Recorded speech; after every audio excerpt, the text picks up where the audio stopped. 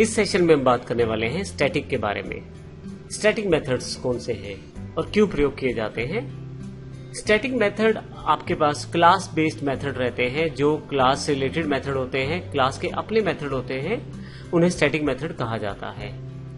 Particularly जब आप static keyword के साथ किसी मेथड को डिक्लेयर करते हैं तो वह स्टैटिक मेथड माना जाएगा, और यदि आप स्टैटिक कीवर्ड नहीं लगाते हैं तो वह इंस्टांस मेथड माना जाएगा, अर्थात जिसको आप क्लास के ऑब्जेक्ट के साथ कॉल कर सकते हैं। इसको हम नॉन स्टैटिक भी यहाँ कह सकते हैं। तो दो तरह के आप यहाँ पे मेथड क्रिएट कर सकते हैं, एक स्टैटिक और एक नॉन स्टैटिक। स्टैटिक जिसमें कीवर्ड आ जाए स्टैटिक, और नॉन स्टैटिक जिसमें आप कुछ भी ना लगाएं, वह नॉन स्टैटिक कहलाएगा।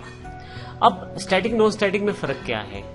जब आप किसी स्टैटिक मेथड से किसी दूसरे स्टैटिक मेथड को कॉल करेंगे तो आपको किसी भी तरह के ऑब्जेक्ट की आवश्यकता नहीं होती है। इसका अर्थ यह हुआ कि हमारे पास पब्लिक स्टैटिक वॉइड मेन एक मेथड रहता है। यदि मैं इसमें किसी ऐसे मेथड जो कि स्टैटिक हो उसको कॉल करूं तो मुझे केवल उस मेथड का नाम लिखना है, मुझे क्लास का ऑब्जेक्ट रेफरेंस नहीं देना है। परंतु यदि आपका मेथड स्टैटिक नहीं है और आप उसे स्टैटिक मेथड में कॉल कर रहे हैं, जैसे पब्लिक स्टैटिक वॉइड मेन में मैं कॉल कर रहा हूं किसी ऐसे मेथड को जो स्टैटिक नहीं है, नॉन स्टैटिक है, तो ऐसे केस में आपको ऑब्जेक्ट की आवश्यकता रहती है एग्जीक्यूट करने के लिए उस पर्टिकुलर मेथड को। कंप्लीट और प्रॉपर समझने के लिए हम स्टैटिक एग्जाम्पल डॉट जावा को वर्कआउट करते हैं और देखते हैं किस प्रकार से इसको प्रयोग किया जा सकता है। अब यहाँ पे हमारे पास स्टैटिक एग्जाम्पल डॉट जावा के नाम से पूरी की पूरी एक फाइल अवेलेबल है। मैंने इसको पहले से ही ओपन किया हुआ है। इसमें सबसे पहले हमने एक क्लास बना रखी है स्टैटिक एग्जाम्पल। इसमें हमने एक मेथड को डिफाइन किया है पब्लिक स्टैटिक वॉइड शो। अब यहाँ पे ये मेथड स्टैटिक है, ये इस कीवर्ड से पता लग रहा है क्योंकि हमने नीचे एक और मेथड डिक्लेयर करवाया है जो नॉन स्टैटिक है, क्योंकि हमने उसमें स्टैटिक कीवर्ड का प्रयोग नहीं किया है। तो यदि आप देखें तो शो मेथड ऊपर वाला स्टैटिक है और डिस्प्ले मेथड जो है नॉन स्टैटिक मेथड है।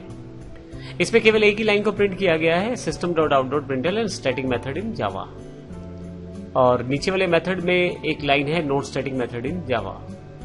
अब यदि मैं पब्लिक स्टैटिक वॉइड मेन में आ जाऊं, क्योंकि यह भी एक स्टैटिक मेथड है, तो जब आप स्टैटिक मेथड से किसी स्टैटिक मेथड को कॉल करेंगे तो आपको किसी भी तरह का कोई ऑब्जेक्ट बनाने की आवश्यकता नहीं है। तो यदि आप यहां देखें तो मैंने यहां शो को डायरेक्ट कॉल कर दिया है, परंतु यदि आप किसी ऐसे मेथड को कॉल करते हैं जो स्टैटिक नहीं है, जैसे डिस्प्ले मेथड है, ऐसे मेथड इंस्टांस मेथड्स कहलाते हैं और इसके लिए आपको क्लास के ऑब्जेक्ट की आवश्यकता रहती है। तो स्टैटिक एग्जांपल हमारी क्लास है, हमने यहाँ पे एक ऑब्जेक्ट क्रिएट किया है और इसी ऑब्जेक्ट के साथ हमने उस डिस्प्ले मेथड को कॉल किया है। जब मैं इस प्रोग्राम को रन करता हूं तब आप देखें कि मेरे पास दोनों का आउटपुट अवेलेबल है। तो इस प्रकार से हमें ध्यान देना है कि जब हम किसी स्टैटिक मेथड में किसी स्टैटिक मेथड को कॉल करें तो उस केस में आपको किसी भी ऑब्जेक्ट की आवश्यकता नहीं रहती है।